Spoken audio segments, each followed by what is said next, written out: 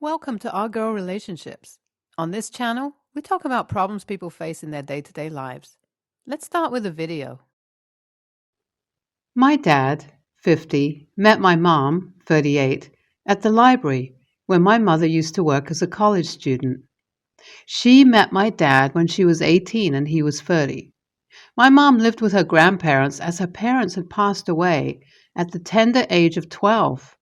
Her grandparents were unable to take care of her much, so she basically raised herself, making her a very vulnerable person. So when my mom was clearly love-bombed by him, as she described meeting him like a fairy tale, because of how well they clicked right at the start, even though they had a huge age difference, they had many shared interests, and so went on a couple of dates and eventually started going out. And by the time she was 20, she got pregnant with me, male, 20, during her last semester of college, and my dad had surprisingly allowed her to finish her college degree before proposing to her for marriage and making her a stay-at-home mom. Since then, my mom gave birth to my younger brother, male, 16. Although we lived a comfortable life, we never had a present father figure, even though he came home every night to us.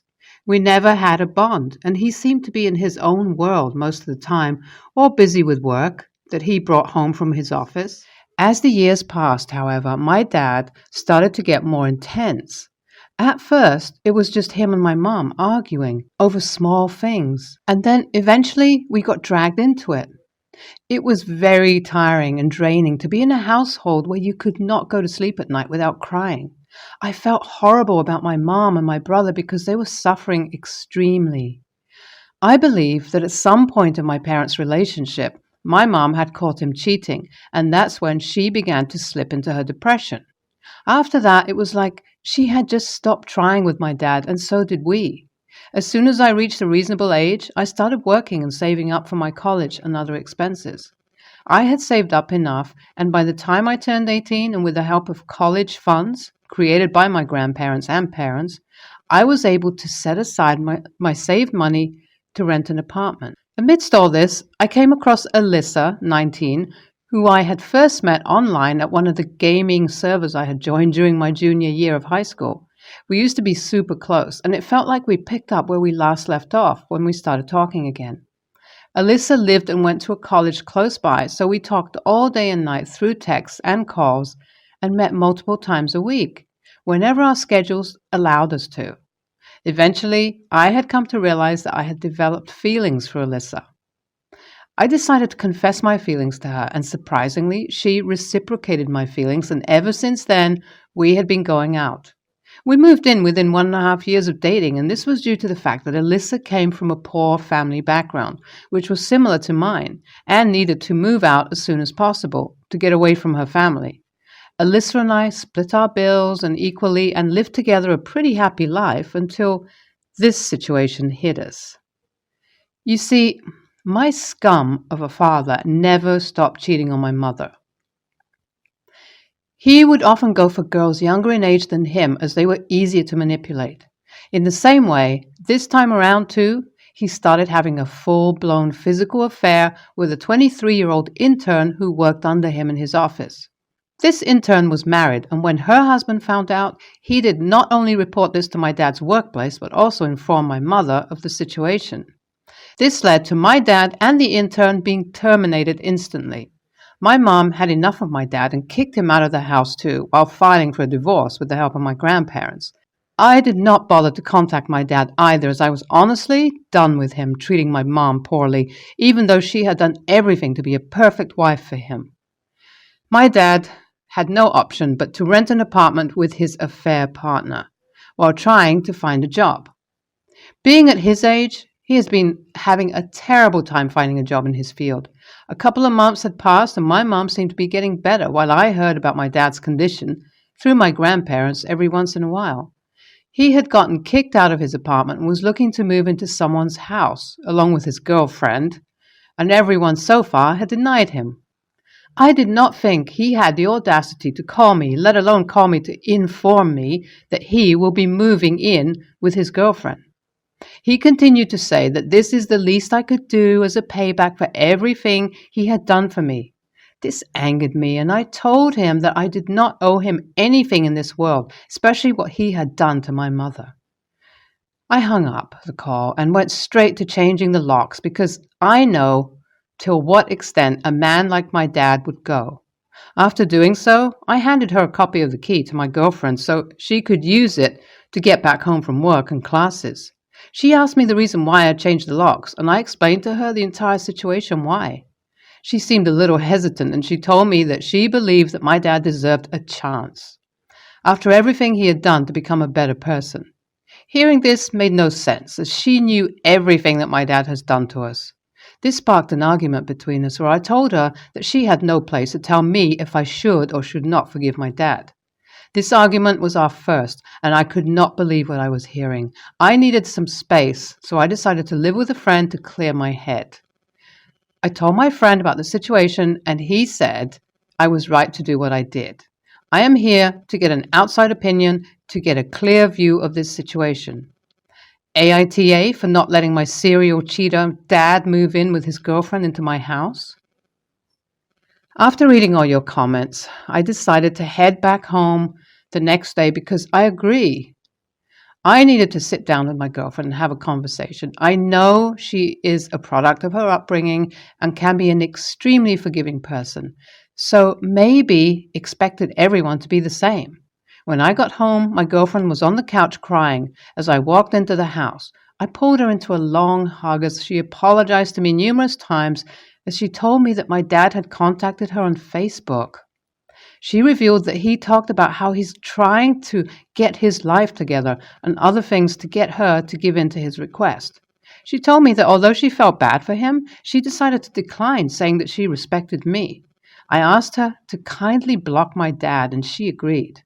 I think this is the end of our argument, but I believe my dad will not stop bothering me. Since the past 2 weeks, everything has been going well.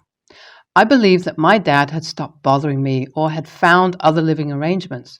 Things were going great with my girlfriend as I thought this argument had opened doors to open communications between us. But oh boy, was I wrong.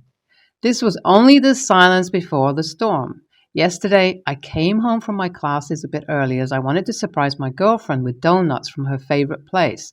But instead, I was surprised as I was greeted with the disturbing scene of my dad, his girlfriend, and my girlfriend sitting on the couch, enjoying a cup of coffee.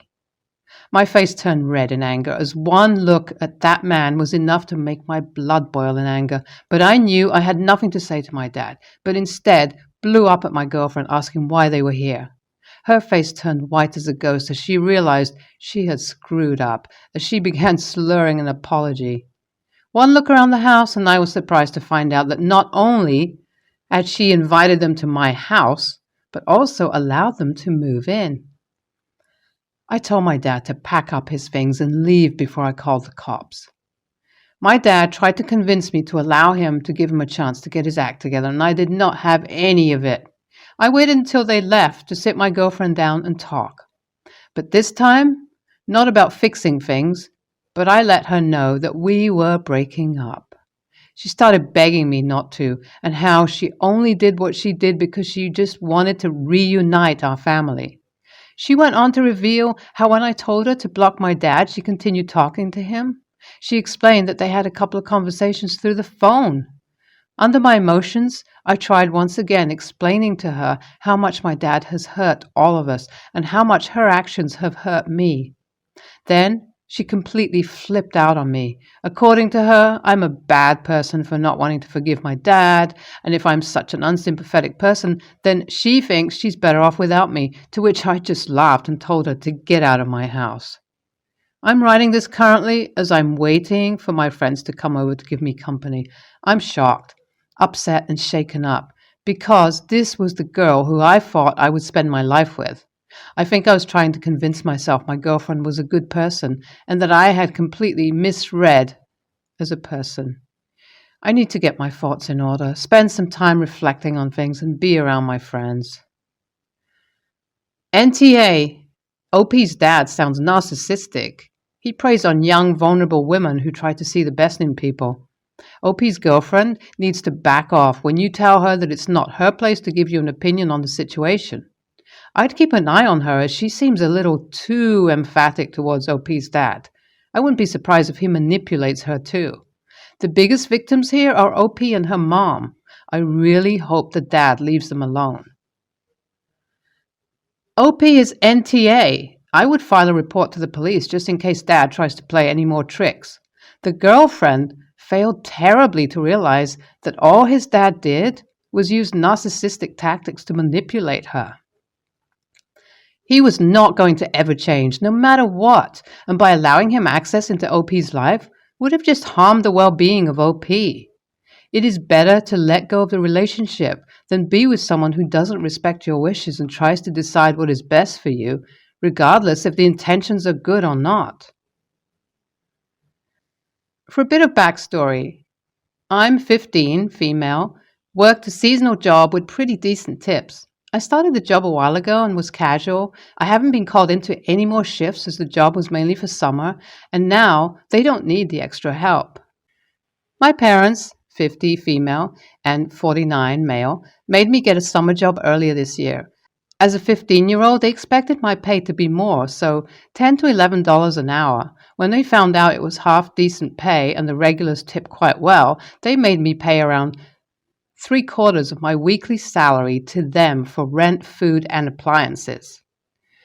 I didn't particularly mind as I have decent savings and have had an allowance from my grandparents for the past 6 or 7 years, so the money they took from my job was practically reimbursed. The problems only started when I found out they were taking a lot more than what they should have been from my account, $150 to $250 more than they should have, which at that point was all of my pay, and more, with at some points even dipping into my grandparents' money to pay for their trips.